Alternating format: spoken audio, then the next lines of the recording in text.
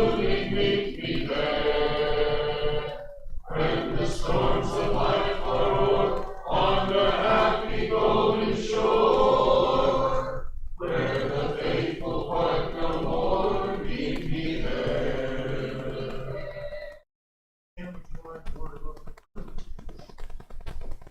God, Father in heaven, we thank you for this new week. We can stop together and to study your word and to sing songs, praise to you as well as one another. Ask God to continue to be with those in the congregation that are dealing with various illnesses, surgeries, and just ask God to bless them all. We thank you for the prayers of the nation of the act. Those that are recovering, and we just pray God to continue to bless the doctors and care for them.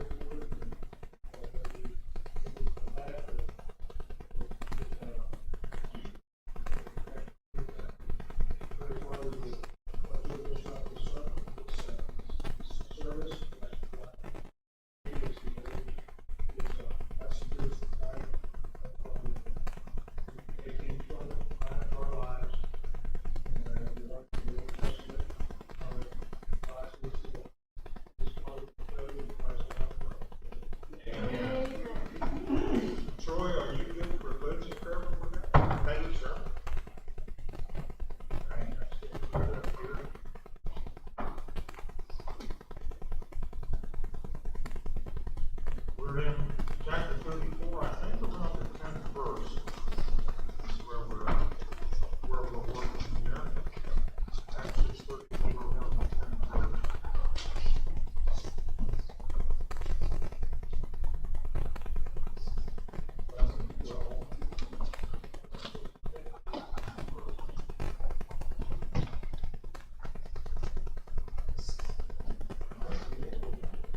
Yes, we did. We got through the 10th verse. We were in my head.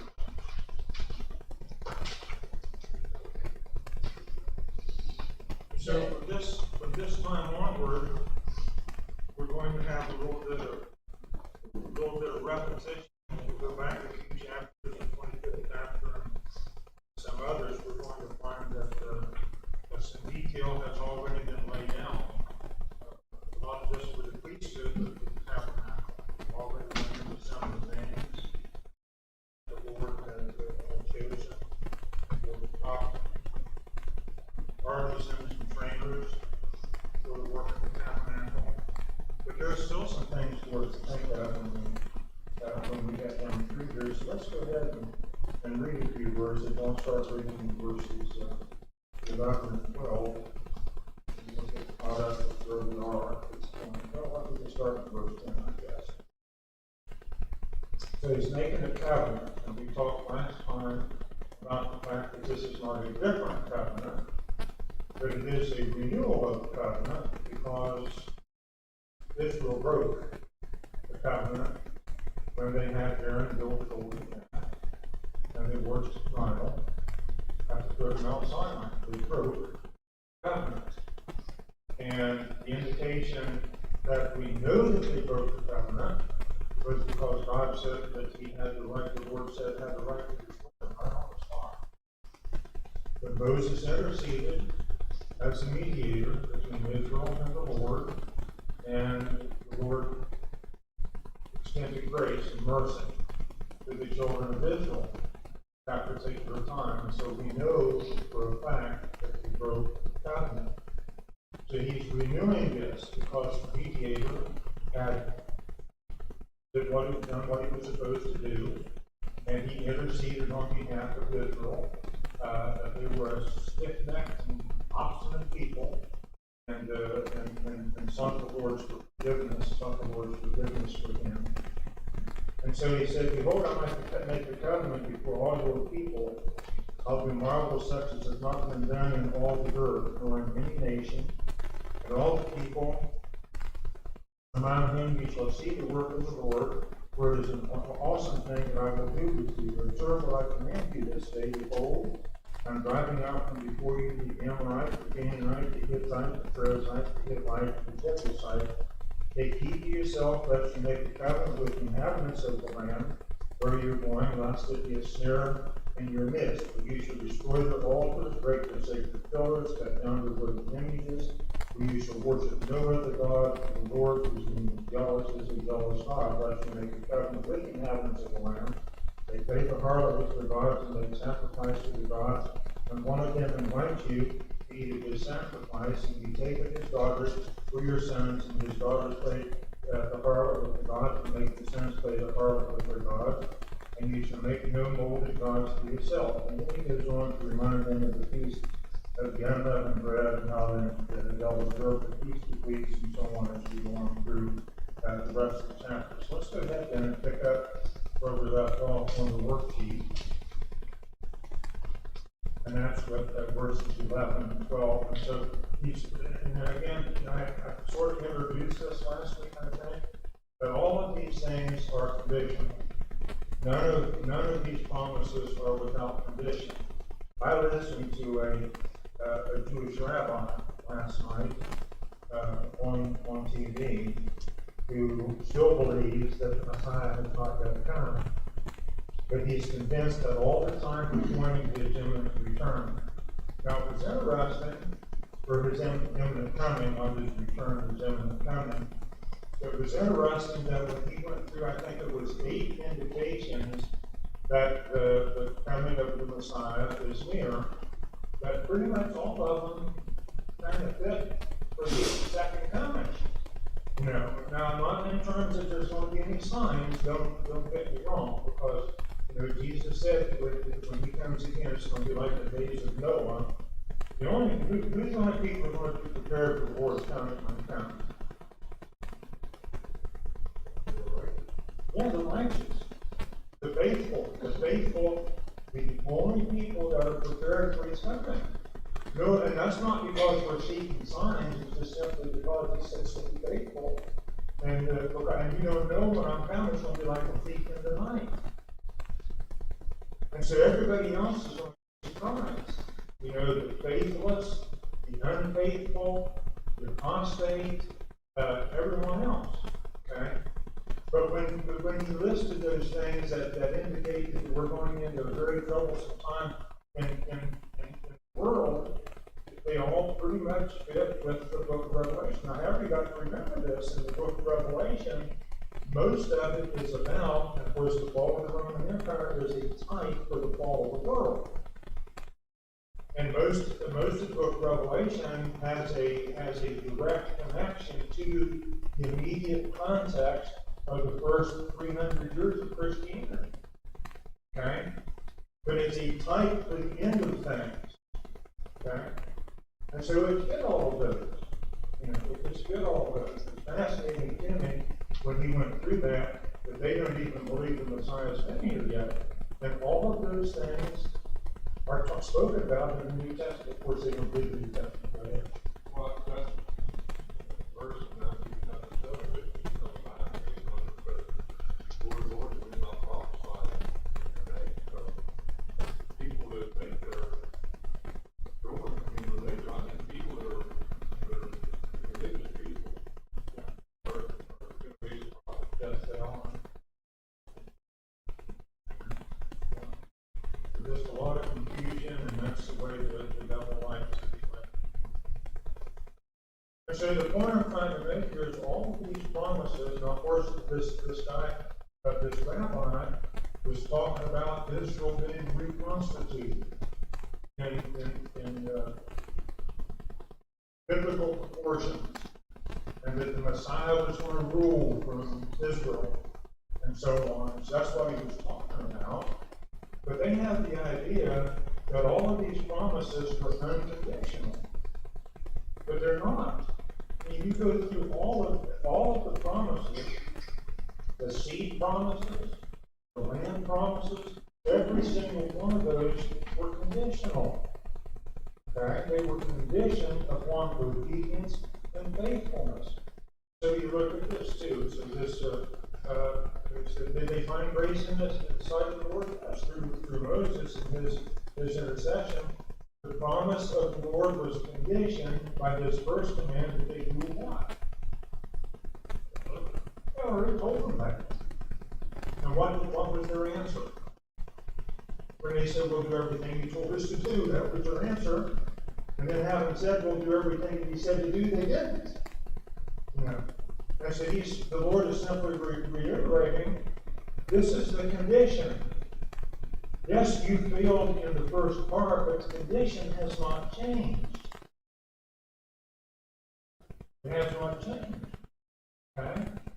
And says the promise of the Lord was conditioned by his first command that they observe what I command you this day. And then you think about the grace of the Lord. It's never been unconditional. It would never eliminate his right to attach conditions to it. As the definition of grace shows, it is used in several different contexts in the Old Testament as well as in the New Testament. But grace never eliminates his right to attach conditions to it. Go ahead. That wording is almost actually the same. Matthew 28. Yes. Where he said, teaching them to observe all things whatsoever I have commanded you. Yes. That's exactly. The message never changes. No. No. And neither do the conditions. None. And that, I think, maybe was a question maybe Cora and I were talking about there in the quarter just as we started out. And sometimes there are people who say, well, I know it's wrong, but it's okay to keep going. That's not true either. I mean, they say the conditions have changed and they happen. We're still expected to be obedient and to be faithful. And I always think of that passage, but how did I forget? Titus chapter 2, verses 11 through 14. And that's a very powerful statement about the grace of God.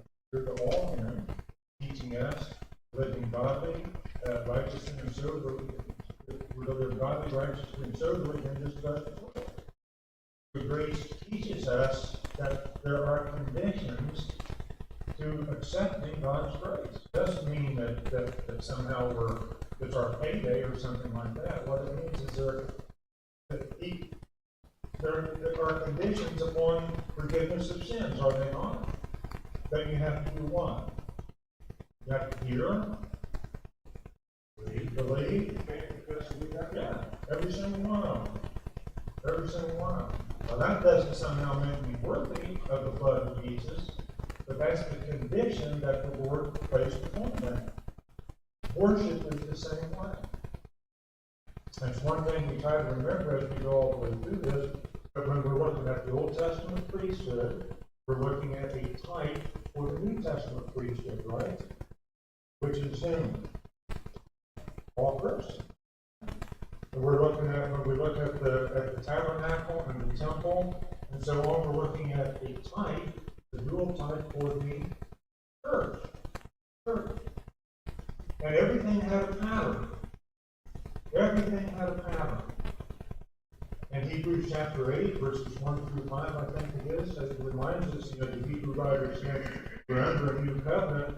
He starts that out by reminding us that under the old, the tabernacle was everything was to be built according to the pattern. Why is that there? Because there's a pattern for the new covenant church as well. There's a pattern. So God's not left us up to our own devices. Everything he needs up to our devices, we end up messing up. That's right. Brother Kaufman believes that verse 5, and I just was reading it, Hebrews 8, is probably the most prominent verse in Hebrews. Because God is if you look at how many waves, I think, what is it, 8 in a row come in, no matter what shore you're on, they roll in a certain number.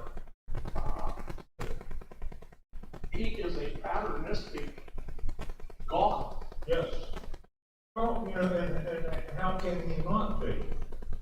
How can he not be? You know, and that comes out right in the Garden of Eden. One of the things he pointed out, Dr. Leonidas from Lipscomb University in 35 years of study, out of all the billions of wrens in South Carolina, every one warbled in the key of G.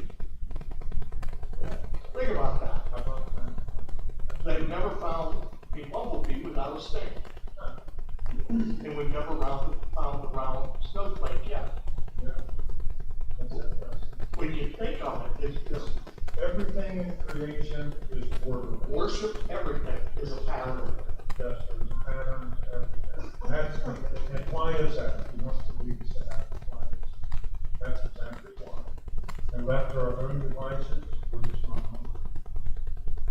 And so we have to expect, not only should we expect, we should ask. And we do our asking through the Bible and in prayer, right? We should ask for guidance. We should ask for wisdom. We should search for instruction and search for help. I had a guy tell me one time, if God wants me to come get me, well, someday he will. But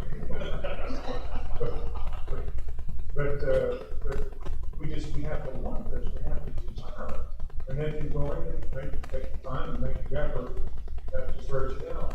And so in regards to salvation, again, it doesn't cancel out the necessity of faithful obedience to all of these passages here, Acts 13, verse 43, Romans chapter 1, verse 5, Paul is talking about, and then of course Romans 16, it ends with that, I think, I'm not sure exactly what verse as well, but for the obedience of the faith, he said we received our apostleship for the obedience of the faith among all nations. What?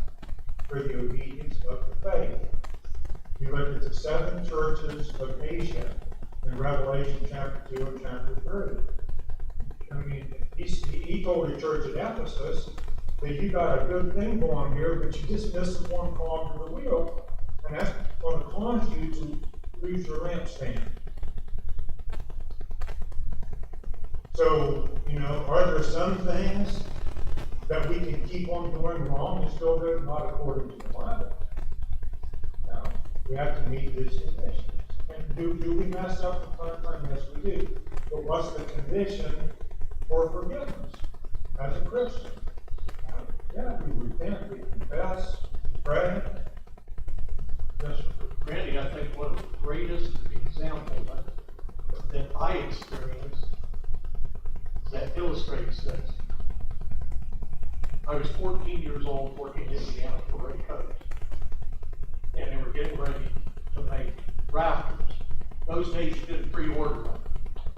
So Ray made a pattern, and he told John Brookville, make me 28 of those. And we got ready to put them up, and we got to the 4th one. And one of the carpenters yelled down the Ray, we're almost an inch out. Well, they took a sled and locked it in. They got to the 8th one, and Ray yelled, whoa, hold it. What John had done, he asked me, he said, John, did you use my pattern? He said, on the first one. But what he did was he used the second one to make the third, the third to make the 4th. Every one was 1/8 of an inch saw blade shorter than one previous. So those who say you can change, but it doesn't affect you, by the time we got to 28, how many inches would we have been out? That would have been a real slow proof, but the wrong way. And I think that's everything you're saying there is, I think that really illustrates just a little change. Yeah, it doesn't take, and then before the time you get to the end, you are way off somewhere. I'm telling you, just be perfectly transparent here. That's forgetting the things your dad told us. So we forget the things that told us. And I made those mistakes, man. My dad always told me, he said, make it twice and cut once. He said, you measure for each piece you cut. You don't use one piece to measure the other piece. You're going to do well. Well, that's what I forgot. I've wasted some learning my time back when I was younger. And we all typically do things like that. And those are hard lessons to learn. And I believe that's one of the reasons that even the New Testament teaches is if we don't correct our trajectory, we're going to be so far off, we won't even want to repent. It's too much. That's Hebrews 6. And so, we just go on. Romans chapter 6, very Christ by baptism in his death, that we will obey from the heart that form of doctrine to which we have been delivered. Ephesians 2, verses 1 through 10, Titus 11. All of these are just a few verses that teach us that God has our best interests in mind. and his commandments are not burdensome. That's 1 John chapter 5, verse 3. And we think, oh, it's so hard. It's so hard to do what God wants. His commandments are not burdensome. Our problem is, it's like a lot of times we have that stunt. You know, we got all these roots down there in sin, and it's hard to get them pulled out. That's what's hard. It's not that what God tells us to be hard. What's hard is pulling up those roots that keep us down in sin. That's hard. You know? And so we blame God for the wrong thing. And so here's, you know, Israel has been doing the same thing for 2,000 years now. They still think, you know, that's what's that Alvin says, you know, they'll come around to God. God will come around to their way of thinking after 2,000. No, he won't. No, he won't. We have to come around to God's way of thinking. True. And if we don't, then we pay fines. So pending their compliance with the first conviction, the Lord promised to drive out the pagans in the land. Now he's going to be using Israel to do that, but he's going to be strengthening their hand as they do it. And they become strengthened as 40 years in the wilderness. They're a tough bunch as they're going into the land of Canaan. But they still wouldn't have a chance against the organized army of 45 cities without the Lord strengthening their hand to move those people out. The second command was what? Take heed to yourself. Okay? So you have to pay attention to what you're doing, what you are thinking, how you are reasoning. You know, how do we problem solve as Christians? People have, and that's one of the biggest problems that people who study society suggest that one of the biggest problems that the world has today is that young people are not being taught problem solving skills. They're just simply being taught to two-step. You know, you just do what you're told to do. You know, here's what you do, here's what you believe. As long as you do that, or everything's not okay when they do that. And so for our problem-solving skills, there's only one place we can go. For our problem-solving skills is Christ, and that's the Bible. There's another thing that was not too long ago that, not to just make this very quick, in terms of, and this comes up constantly. It's always a problem. It's from denominational people that suggest that a lot of the commands in the scriptures are cultural. Well, they are in the sense that Christianity has its own culture. I want us to understand that. The world has a culture, and Christianity has its own culture. What culture do we want to be a part of? There's a Christian culture that's clearly talked about in the Bible. That's our culture. That's what makes us different. That's what makes Christians different from the world, because we have a Christ-centered, Christ-like culture. And that can only come from God, through the Bible. That's it. We start conforming to the world, Romans chapter 12, verses 1 and 2 and following, then we're all again on the wrong trajectory. And sometimes we get so far, we can't find our way back. People just give up. They just give up. And so take heed to yourselves that grace can be a gift, but it can be received in vain.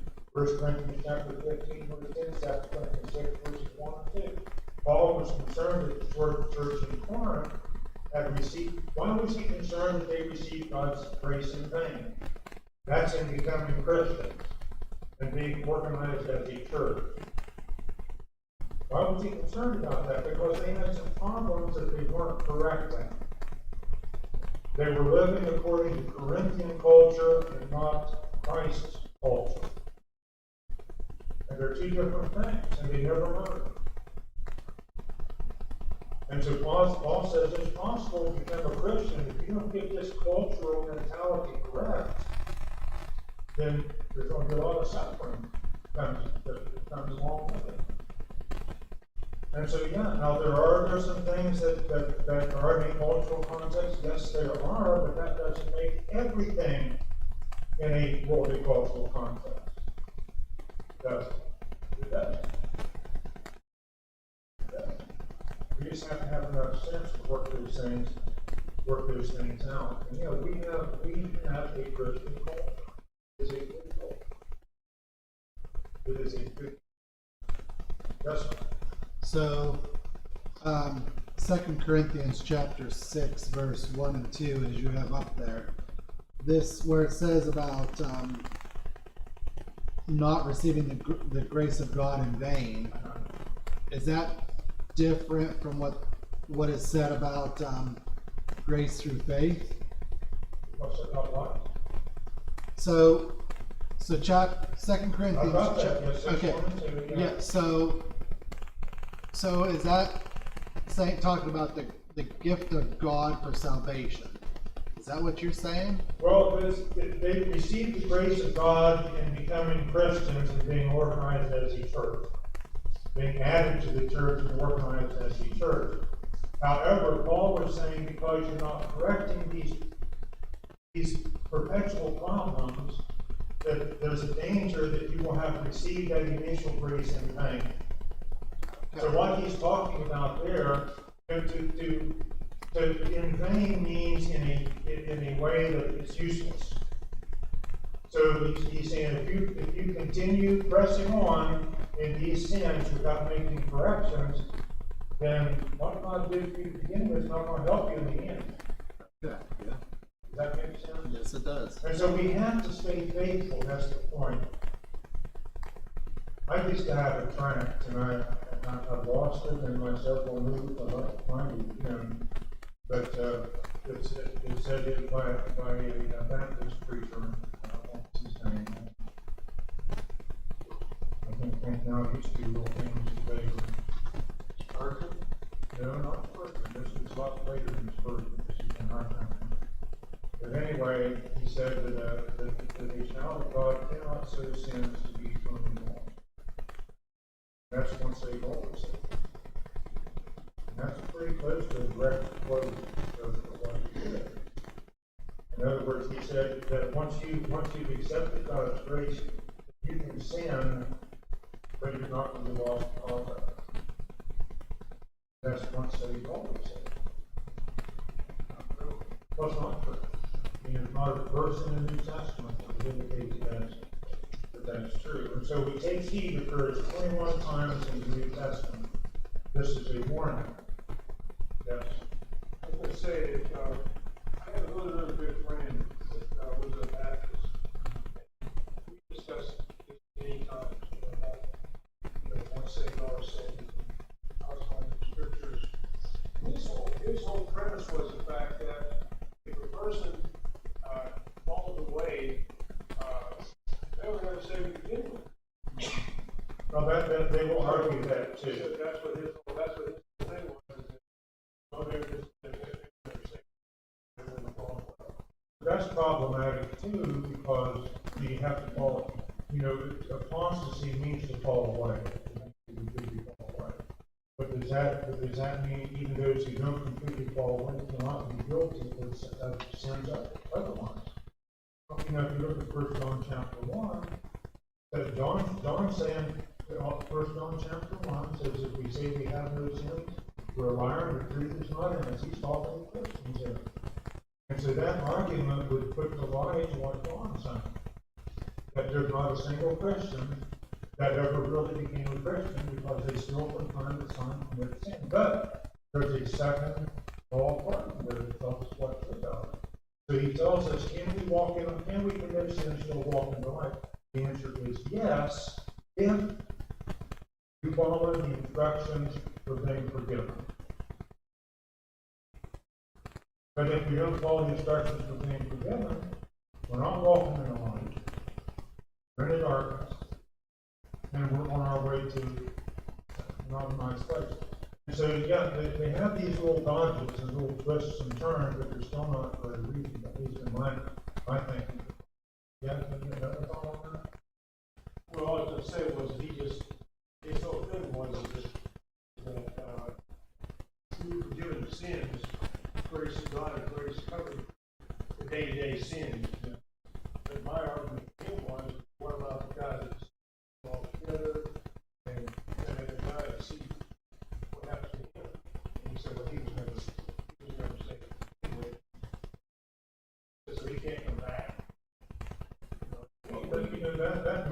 to have an application in certain cases. They actually have an application in certain cases. But so what defines those little day-to-day sins, as you say, in grace of God's own cover, we don't have to sweat. Like bodies, things like that, little things, little bodies, stuff to do, day to day. But where does the Bible say those are okay? Right? I say this is the problem with this is so irrational. Romans chapter 6, verse 1 again, Romans 24, verse 26. Because the wages of sin is death. Who was Paul talking to when he says that? And so if we sin, and we know we sin, and we don't take care of it, I don't care if it's still a package chewing gum. I'm still a thief. And so we get in this idea, like the Roman Catholics have, that they have, what do they call it, venial sins, what's the other? Mortal sins, yeah. And so both of them somehow can end up with you in purgatory, if you have the right people praying for you. So, but in terms of sin, I can be, let him who stole, steal, and will fall, saying, rather let him labor, so that they may have somewhat to give to those that are in need. Why? Because all thieves, liars, and so on are going to hell. Okay? And so whatever the sin is, and there's no difference between the punishment for stealing something than there is for stealing somebody's life. It's a sin. It's a sin. And so we get this stuff of big sins and little sins and stuff like that. It really is the reasoning is weak. Very weak. Yeah, I've heard those too, so I know you're telling the truth, because I've heard these. On the previous, 2 Corinthians 6, 1 and 2, Ephesians 2, 8, Titus 3, 5. For the grace of God has appeared unto all men. Is it logical to say Jesus Christ is grace? Jesus Christ is also the Word. There he's also the teaching and the doctrine that lays out all the instruction. So when you deny the Word, you're denying Christ. Therefore, you're abrogating grace. You're exactly right. You're wasting right. So Jesus, the Lord Jesus Christ, is the embodiment of sin in his person, in his sacrifice, in his, we're not the embodiment of sin, the embodiment of grace, in his person, his life, his sacrifice, his teaching. He is the embodiment of grace. And I really think I agree with you that Titus chapter 2:11 says the grace of God is appeared to all men, bringing it up. And so he's talking about what he sent through Jesus. What's that greatest gift that was ever given to man? God so loved the world that he gave his only begotten Son. That's grace. Really, that is grace. And so you're right, when we start taking little spins around the corner to excuse ourselves, what we're doing is rejecting Jesus. Well, then when Peter said, what? 1 Peter 3:18, but grow in grace and knowledge. Yes. So the more knowledge Yes. is like the woman at the well. The more, if you eat of me, you'll never hunger. The more we hunger and thirst after righteousness, the more Christ-like we become, the more we take into our life. Thereby, our appreciation for grace grows. Yes. And I don't think there's a Christian who has stayed faithful for more than just a few years who hasn't figured that out. Because he changes us. He changes us. And if I'm not being changed, my thinking is not being changed, I need to ask why. Because Jesus changes us. And if you're faithful very long at all, you'll see that. There's that. I hear the word change all the time, but Oh, yeah. even yesterday I heard it that it's,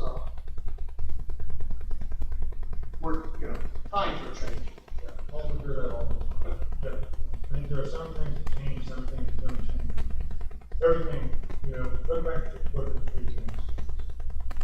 You know, even the time that Solomon wrote that, he said, nothing can be learned. What they do is they rip off the old radio slap a new one on, and say, this is really different. It's not. It just has a new radio on it. Satan's bag of tricks doesn't have to make their work to work. He doesn't have to not use it. He just relabels it. Rebrands it. We call it in business, it's called rebranding. You know, he's the father of rebranding. Satan just calls it something else. That's the same stupid stuff. Pardon me, that's the same wicked stuff. Okay? But I want you to think back to 1 Timothy chapter 4, verse 16. Where Paul wrote to Timothy, he said, take heed to yourself and to, so if I take heed to myself, what can I not neglect? The doctrine.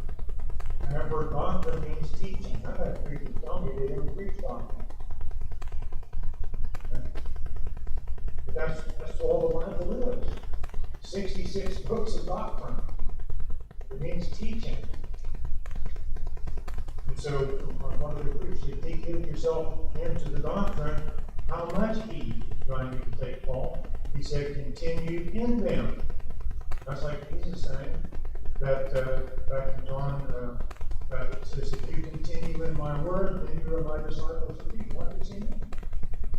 That you learn it, you stick with it, and you don't depart from it. And you say, no, the truth will make you free. But if we don't stick with it, to live what we learn, we will never know the truth and be set free. We can have a lot of head stuff up here, but if it's not injected into our life, where it brings about changes in our life, then we'll never understand the truth. It will always be confusing to us. Sometimes to the point that people go, he says, for so doing this, and this is so good for all Christians. So I take heed to myself into the doctrine. I'm the first one to admit that I'm not a perfect guy. I never have been. And I try real hard to do things that are right. You know, and so should we all. I think most of us try to do that. Because in so doing, you'll do what? He says, doing this, you will save both yourself and those who keep you reading. That does not mean that I become my own Savior. What that simply means is I turn myself over to the only Savior. That's what that means. And so we have to listen to what God says. We are level best to try to do what God says to do. When we step off the track, we get back on it. And that way the people that who is it that you don't want to go to heaven? I want to set make a list. This is homework for the next time, okay? So make a list of everybody that you just prefer to just go to hell, and that Jesus just forget about. Jesus didn't want anybody to go to hell. Nobody. God does not want anybody to go to hell. Warning after warning after warning after warning. Because you need to start listening. And it goes on. And so we want people to be saved, and there are people close to me that I don't want to be lost, and people I've never even met. I am terribly concerned about a young family right now. I don't even know their names. But I know they're having some really serious problems.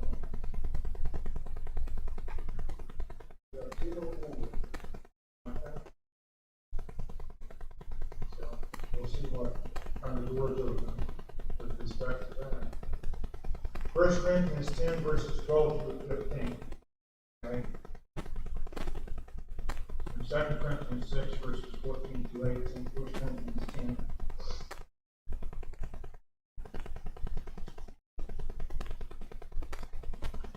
Somebody gets that before me, go for it. Therefore, let him who thinks he stands take heed lest he fall. No temptation has overtaken you except such as common man. If God is faithful, he will not allow you to be tempted beyond that which you are able, but with temptation will also make a way of escape, that you may be able to bear it. Therefore, my beloved, flee from idolatry. I speak as a quiet man, judge for yourself what I say. Okay. And does anybody have the second passage, 2 Corinthians 6, 14 through 18? I think we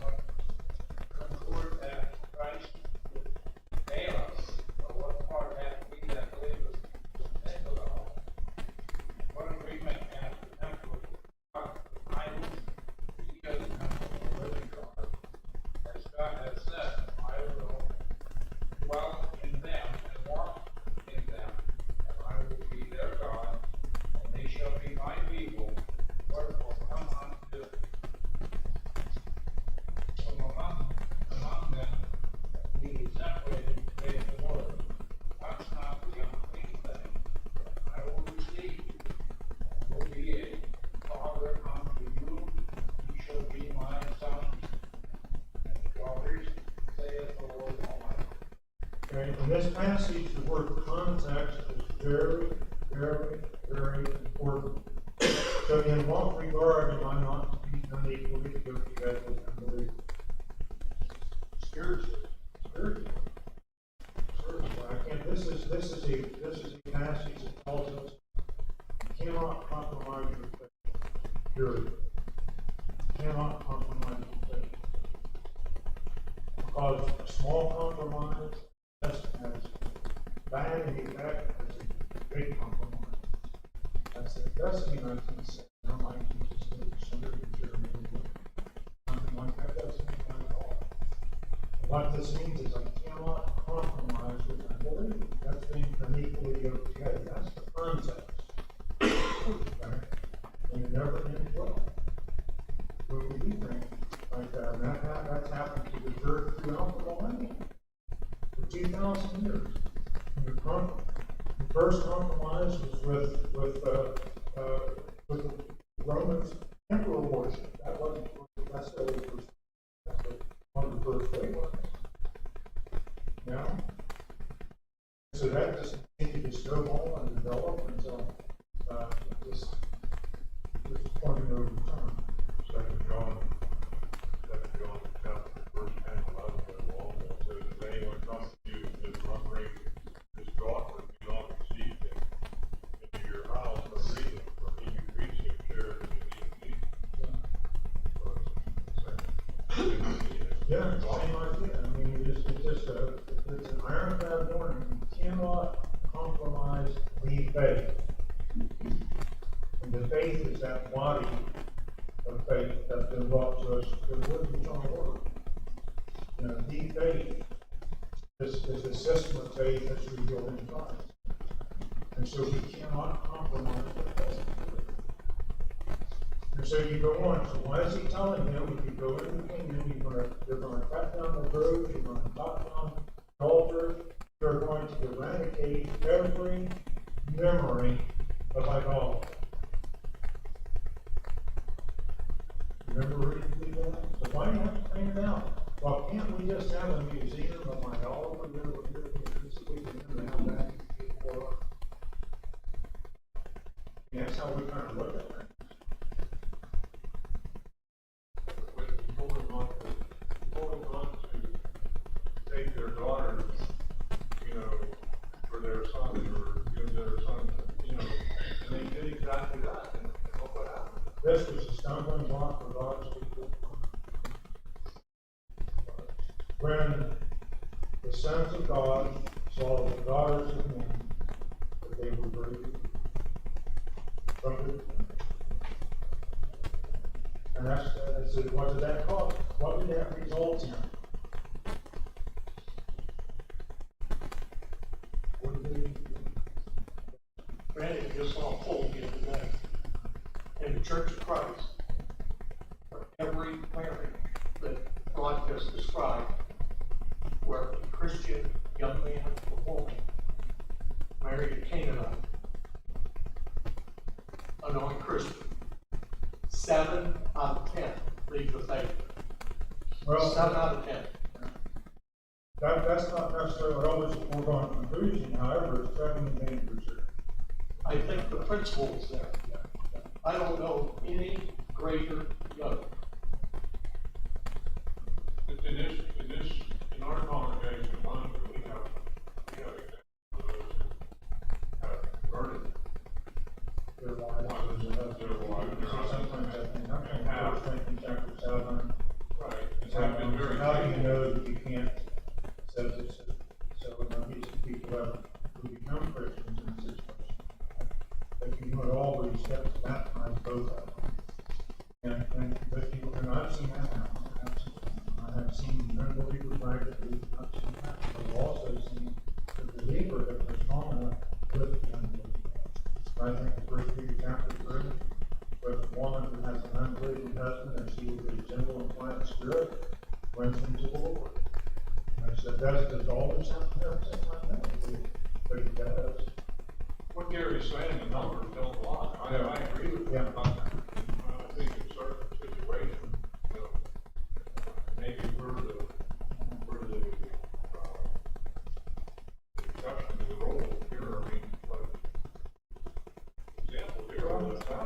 required in most every congregation that something like that happens, but the faith has to be strong on that first. And, you know, when I do marital counseling, I do everything I can to bring the two together on a par with the faith. Sometimes it happens, sometimes it doesn't. I'm glad we're doing that. That this faith is problematic. And normally, it's a young woman who thinks that she can convert a young man. Normal. Now, that sometimes that happens in the reverse, you know. But then even if it does, so my question is this: if she won't convert, now what makes you think she's going to have to die? Just lay it out for me. Lay it out. But they say, I'm a preacher of the gospel. I'm not marrying some other preacher man, you know. Did somebody say something? I said, love is blind. You know, you think love will overcome it. Well, we were blind people in here. But anyway. You know, I forget who the great preacher was that came up from Nashville that kept, I can't think of his name, did 3 unusual days back in the 80s. And he was a probate judge in Nashville. And he said, I've come to the conclusion, especially among young ladies, this was his quote, when they say I do, in their mind, they are saying, I'll redo. And he says, it's not going to happen. If you don't have them redone, retread it before you marry them. I see what you mean. Yep. Yeah, I see what you mean. And he had the statistics to back it up. I just don't like 70-30%. No, I mean, When you're talking your soul. you know, if it's gambling in that sense, the odds are never in your favor. No. But I do know 3 wonderful young ladies who converted their husbands.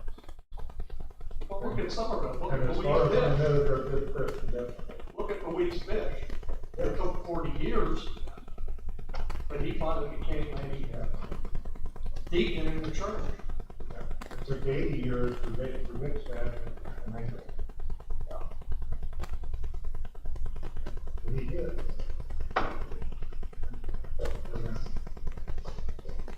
So did we cover more territory than we did last time? No. But it doesn't matter. So we'll encourage anybody who's here to have a meeting and talk for the congregation. We're here to pray for each other, and you know, I can stand up here every time I want to ask for prayer for one. But I don't want that just to be me.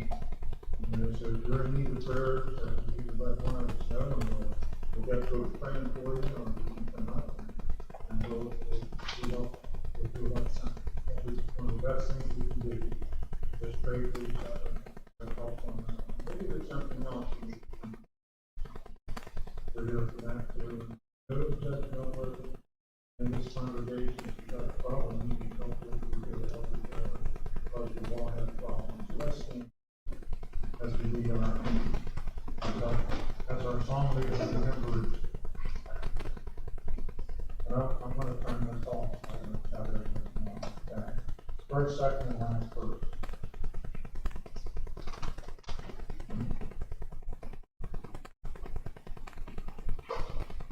I stood Brookville and last as you did, I would be thine and thine alone.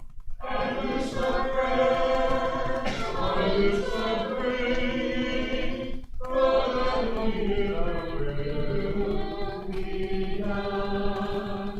Sweet will of God, still hold me closer, till I am wholly lost in thee. Sweet will of God, still hold me closer.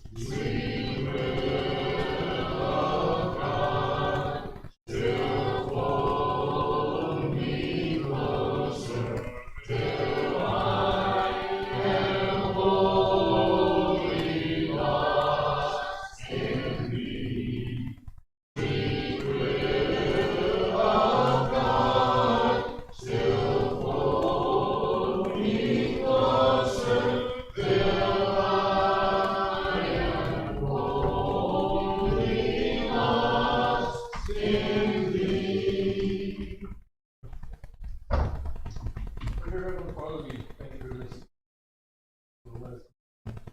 Study your word, and Lord, we ask you our hearts and your touch our word, that we can take it people in the world and you. Father, we ask you to be with the congregation at Brookville, and that's the new thing that you have us to do, and be a part. And Father, we ask you to watch over each and every one who go out the rest of our week. Keep us safe and healthy and bring us back at 25. Ask you to forgive us where we sin.